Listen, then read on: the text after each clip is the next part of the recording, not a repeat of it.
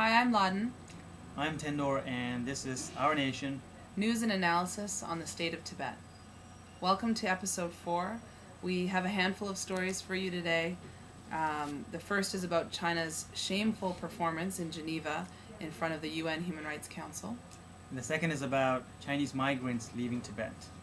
We'll also have a discussion about the No Losar movement that continues inside and gains strength inside Tibet.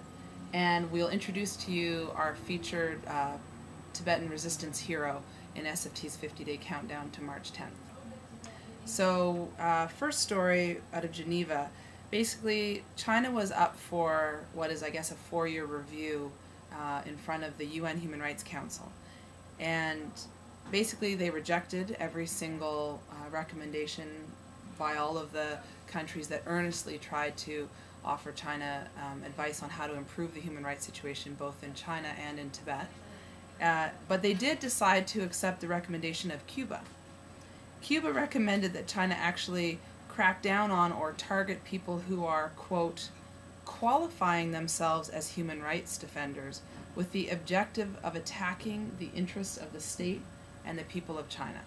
So basically the Chinese government set Cuba up to say this thing, and then the Chinese government said, oh, that's great advice. We will accept the recommendation from Cuba to crack down on so-called human rights defenders. So they just made a mockery of the entire process, despite the best efforts of Tibetans and Chinese and Tibet supporters to try and make it something meaningful and worthwhile. We want to just thank New Zealand, Australia, the United Kingdom, Canada, Switzerland, and the Czech Republic for actually raising Tibet specifically in their statements. This doesn't always happen. To actually say Tibet within the context of human rights is quite often overlooked, or purposely people don't go there because the Chinese government gets so angry. We do want to note that the Czech Republic holds the presidency of the EU, the European Union, right now, and actually Czech Republic specifically mentioned, sorry, that's my cell phone, I'll turn that off. Czech Republic specifically mentioned Tibetan political prisoners' names in their statement, which is of course very useful to have those cases brought out before the world. And the second story we want to talk about is this Reuters article titled "Chinese Migrants May Flee Tibet as Tourism Stalls." So now we've been hearing a lot of stories basically throughout the last few months that many Chinese migrants have actually been, leaving Tibet throughout 2008, and this goes to show they are still planning, many more planning to leave Tibet as a result of the slowdown in tourism, which was caused by, of course, a number of reasons. And this is not only, this is also bad for the Tibetans, Tibetan businessmen who are trying to make a living, trying to sell things to tourists, business people.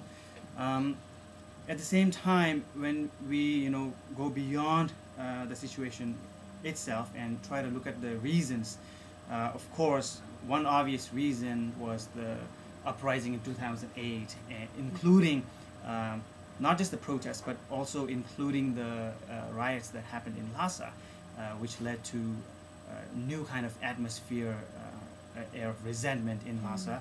And even more responsible is actually the crackdown by the Chinese government on the protests. The out-of-hand kind of violence and the brutality that the Chinese government used to crack down on the protests was really responsible for making the atmosphere in Lhasa and the rest of Tibet much, much worse than any other year. And at the same time, the Chinese government's policies and restrictions on tourism, they did everything they could to stop foreign media, foreign tourists from traveling inside Tibet. And of course now, when tourism goes down, the economy goes down, and then the Chinese settlers somehow have no incentive to remain in Tibet, so they're leaving Tibet. And this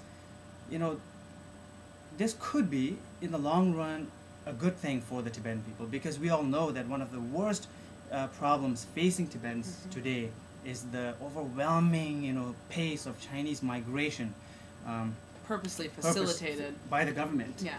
And this is taking away jobs, opportunities from the Tibetans. And now, maybe this could lead to something that is, revolutionary or groundbreaking. It's too early to tell, of course, but this is the situation we wanted to share with you. And there's this Reuters article today that actually specifically addresses this issue and then talks about, actually quotes a Chinese migrant worker in Tibet in Lhasa, admitting that there's this no Losar movement. So while the Chinese government officially denies that there is a movement by Tibetans not to celebrate Tibetan New Year in honor of, and in mourning for the lives that have been lost in the occupation of Tibet. Here's a quote by a Chinese fabric seller who's a migrant settler in Tibet. Business has not been good at all. People have less money, and now many of them are not planning to celebrate the New Year. He's talking about the Tibetans. They are not coming in to buy anything for the house. So this is clearly a result of the No Losar movement. More and more Tibetans, planning not to listen to the Chinese government, which wants the Tibetans to look happy and pretend to be happy and celebrate. Yeah, and this sort of economic boycott or action. I mean, we've been hearing about this in eastern Tibet, where the Tibetans traditionally, I gather, and historically celebrate the Chinese New Year, which comes earlier in the calendar. Tibetans were specifically not going out, not celebrating and going out in the streets looking somber and trying to show that they weren't celebrating while the Chinese celebrated next to them. And in some places they even went on hunger strike, or they didn't eat anything except for Tibetan bread, amdo pale, the dry Tibetan bread, to show that they weren't, feasting and having a great time. Other places we've heard stories of Tibetans only buying Tibetan beer or foreign beer and not Chinese beer, which is an interesting one. In fact, we heard they were buying Pabst Blue Ribbon, of all things.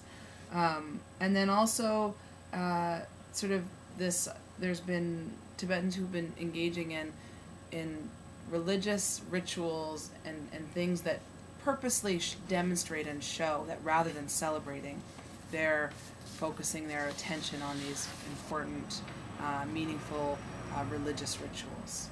And they're also very actively kind of communicating with each other by using modern gadgets that everybody has now, like cell phones, and this is a text message that people are sending to each other in Chinese. So this is the English translation. To mourn the lives of more than 2,000 Tibetan heroes and compatriots who died in 2008, for this sorrowful year for Tibetans whose blood was shed in the Tibetan community all over the world, New Year and all festivals won't be celebrated. Holding the palms of the hands together in prayer, forward this message to Tibetans. This message has been going around for quite some time. I think we first heard about it in maybe early January. So Tibetans inside and in Chinese language, in this case, have been organizing for quite some time. We also have these beautiful words. I'll just read you the first part of a poem written by a Tibetan blogger inside Tibet. This year, no Losar. Last year was washed by blood. In Lhasa, countless compatriots were fallen under a piercing arrow. This year, no Losar for us. In Sichuan, countless people buried under the earth. This year, no Losar for us. There is only the word no on your lips. We are speechless. You are filled with anger. We have no bitterness. For the sake of the deceased valiant heroes, let us offer our regrets. For the deceased people, let us make offerings. And this poem goes on and on. It's very moving, and it just shows the depth of feeling and emotion and how all of this, the political and the mourning and the traditional, how all of this is wrapped up right now in this defiance, and in this way Tibetans are displaying their control inside over their lives, by not participating in Chinese New Year, and then by not celebrating Tibetan New Year and instead mourning and engaging in mourning rituals. Tibetans are taking back control from a force and a violent state that has subjugated them for so long. So it's really moving and amazing. And on that note, we should end because we're running out of time. We do want to just mention today the story of Geri Dorji Yudin, who basically organized Tibetan resistance in eastern Tibet as early as '56 and bravely participated in that movement. So that's all for today. Thank you for joining us, and this is Our Nation. See you tomorrow. See you tomorrow.